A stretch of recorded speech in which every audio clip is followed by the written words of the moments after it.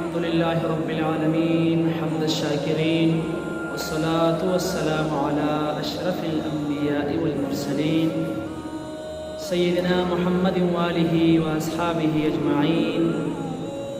أما بعد فقد قال الله تعالى في كلامه المجيد وفرقانه الحميد: أعوذ بالله من الشيطان الرجيم بسم الله الرحمن الرحيم. قل إن صلاتي ونسكي ومحياي ومماتي لله رب العالمين. وفي آية أخرى: فصل لربك وانحر. صدق الله العظيم. إن الله وملائكته يصلون على النبي يا أيها الذين آمنوا صلوا عليه وسلموا تسليما. اللهم صل على محمد وعلى آل محمد كما صليت على إبراهيم وعلى آل إبراهيم إنك حميد مجيد.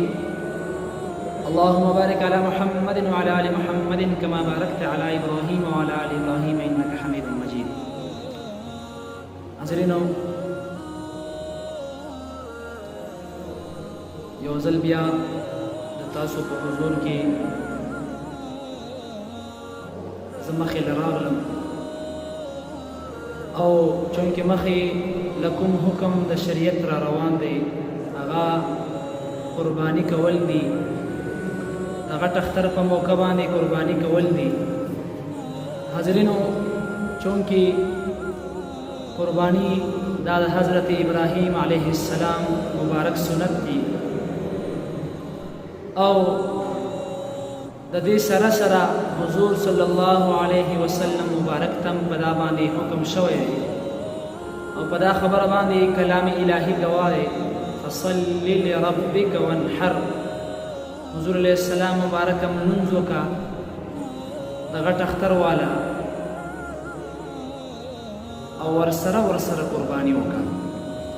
حاضرینو، ځان کوی کو بدا خبر باندې قرباني عربی کې دیتا لفظ د اضحیه بیان شوی دی. اضحیه چونکې د قرباني خپل مقصد هم دا دی، خپل تعریف هم دا دی چې په مخصوص وخت کې په مخصوص طریقې سره او مخصوص زناور په نیت د ثواب حلالول دیتا قربانی.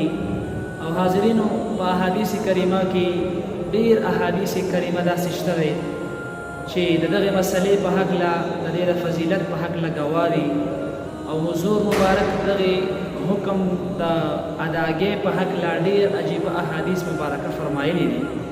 حاضرینو، زموږ تاسو مور مبارکه حضرت عائشه صدیقه رضی الله عنها مبارکه په حواله د ابو داود شریف دا مبارک یو حدیث پیش کړي. حضور صلی الله علیه وسلم مبارک دا مبارک فرمایي چې وی فرمایي: اے ما امتیانو، په 10 ذوالحجه باندې په 10 ذوالحجه باندې الٰه العالمین ته د وینې بیولونه بهترین بل یو عمل نشته دی. یعنی د قربانۍ کول نه بهترین بل یو عمل نشته دی. او حضور مبارک فرمایي چې کله د قیامت ورځ شي نو کوم زناور چې چا قرباني کړي د الٰه العالمین په حکم باندې به دغه زناور میدان حشر کې حاضر شي او کوم دغه زناور چې وړی وي یا کوم ویښته یا کوم ښکرونه یا کومې وینې وي دا هر څه به د سره به راوړلی شي. او حضور علیه السلام مبارک فرمایي چې څرنګه چې دا حاضر شي حاضرېدو سره سره به الٰه العالمین په دربار کې دغه قرباني قبول شي. نو ای د ما امتیانو، حضور مبارک فرمایي: ای د ما امتیانو، کله چې تاسو قرباني کو په ښه نیت باندې کو، په خوشحالۍ باندې کو، په خوشدلۍ باندې کو. حاضرینو، حضور مبارک بهترین عمل په دغه حدیث کریمه کې دا عمل ته ویلی دی. باقاعده صحابه کرامو کې لوی صحابي حضرت حسن ابن علي رضی الله تعالی عنه مبارک عبرانی شریف په حواله باندې د مبارک یو حدیث د حضور مبارک نه روایت کړی دی. د مبارک فرمایي چې حضور صلی الله علیه وسلم مبارک فرمایل: کوم یو کس چې په خوشاله نیت باندې په په ښه انداز باندې او د زړه نه قرباني وکړي. حضور علیه السلام مبارک فرمایي چې په نیت کې فرق نه و نو الٰه العالمین به د دغه کس په منځ کې او د جهنم په منځ کې دا قرباني مضبوطه پرده جوړه کړي. یعنې چې قرباني کړي دغې قربانۍ به دومره برکت وي دومره زور وي چې د دغې قربانۍ د کولو په وجه به دغه کس جهنم باندې بلکل منع شي او جهنم ته به دغه کس نه داخلېږي. حاضرینو حضرت عبدالله ابن عباس رضی الله عنه مبارک دام طبرانی شریف حدیث مبارک دی. عبدالله ابن عباس سے فرمائی چې حضور مبارک فرمایل اے زما صحابه کرامو زما امتیانو کوم یو قسم چې کومې پیسې په قربانۍ باندې ولګوي او قربانۍ باندې خرج کړي حضور صلی الله علیه وسلم مبارک فرمایي چې الٰه العالمین ته د دغو پیسو نه بهترینې پیسې نورې نشته. څومره ښکلې خبره ده حاضرینو. موږ تاسو پیسې لګوو، مقصد زما د خبرې ده موږ په قربانۍ کې پیسې چې ولګوو خپل مقصد به م راته حاصل شي، ظاهرا دنیوي فایده به م راته میلو شي، خو ورسره مضبوطه او اهمه فایده چې کومه وه هغه الٰه العالمین رضا باید چې زه ورته د الٰه العالمین رضا ولټوو.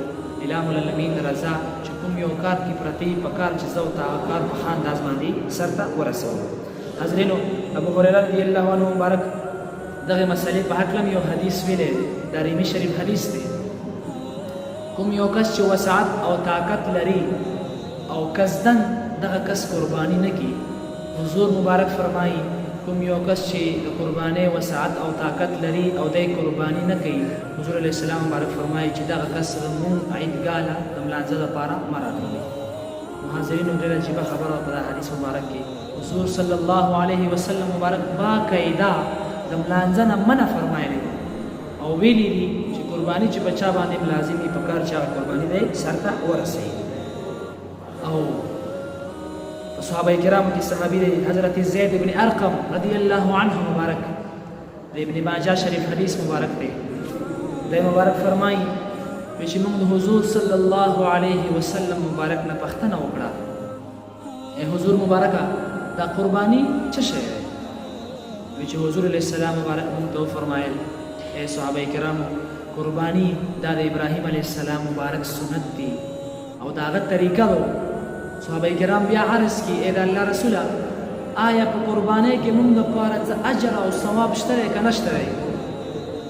حضور مبارک ورته فرمایي ای صحابه کرامو بلکل کوم یو کس چې قرباني وکړي په هغې کې موږ تاسو هغه کس دپاره ډېره فایده او ډېر اجر دی او اجر داسې چې کوم زناور چې د قربانۍ په نیت باندې ذبح شي او حلال شي د دغه زناور د بدن هر حصه اکه ویښتۍ اکه وړۍ اکه هر حصه یې چې قیامت په ورځ باندې به دا ټول راوړلی شي او دا ټول به د دغه کس چې قرباني کړی و الٰه العالمین به دغه ټول د قربانۍ هر حصه دغه کس په نیک عمل نامه کې واچوي او نیک عمل نامه به الٰه العالمین د دې په ذریعه باندې دغه کس والا درانه کړي. حاضرینو دومره ثواب دی دومره برکت دی. الٰه العالمین موږ تاسو له په دې خبرو باندې دا عمل کولو توفیق را نصیب کړي. واخر دعوانا ان الحمدلله رب العالمین. गाइस अगर वीडियो पसंद आई हो तो प्लीज़ वीडियो को लाइक कीजिए और साथ ही हमारे चैनल को सब्सक्राइब कीजिए और बेल का आइकन भी दबा दीजिए ताकि जब भी हम कोई वीडियो अपलोड करें तो इसकी नोटिफिकेशन आप तक पहुंच जाए. Thank you.